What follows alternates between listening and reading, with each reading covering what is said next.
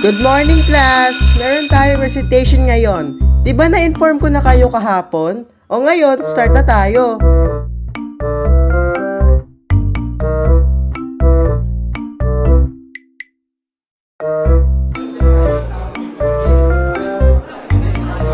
Teka, recitation ngayon? Hindi niyo ko in-inform. Yan kasi panay ML ka eh. Class, quiet. Today, recitation natin ngayon. Can someone volunteer to solve this problem? Anyone? So wala. Ganyanan. Ge. Hala, kinuha ni Mami Wano. Index ko. Mr. Jaco, can you please help us solve the problem in the board? Ma'am, may I go out?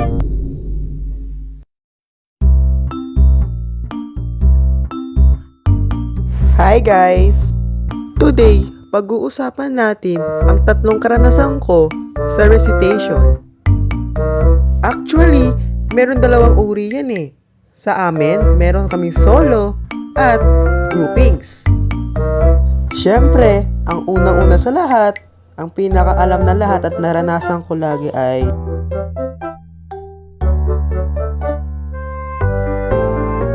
etong technique na to is I'm sure makakaligtas ka sa recitation. Gagawin mo, tataas mo lang kamay mo pero di mo naman talaga alam yung sagot.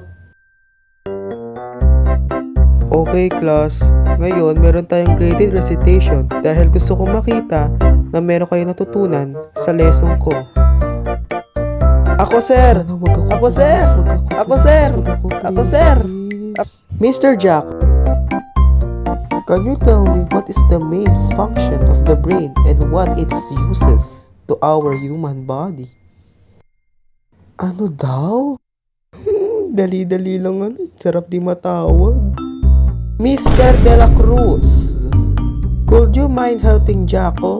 Hala sir, di ko alam yun sir. Tataas ka ng kamay kanina eh. O diba, ganyan ang naranasan ko dati. Well, meron pa naman ako isa pang experience sa recitation. And yung ikalawa ang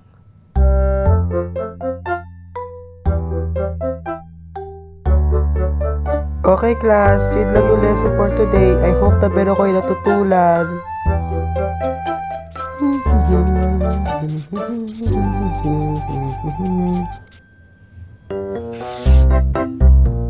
Miss Reyes, anong oras na?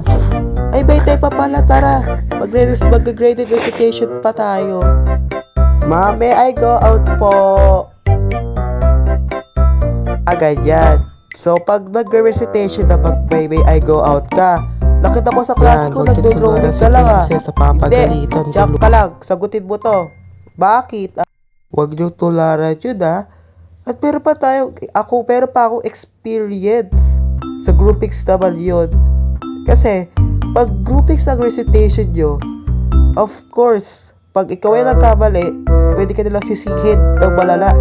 Walang katapusang sisihan na maaabutin natin. Speaking of groupings, dahil nasa grouping recitation na tayo, ang hanap lang naman nila is matalino.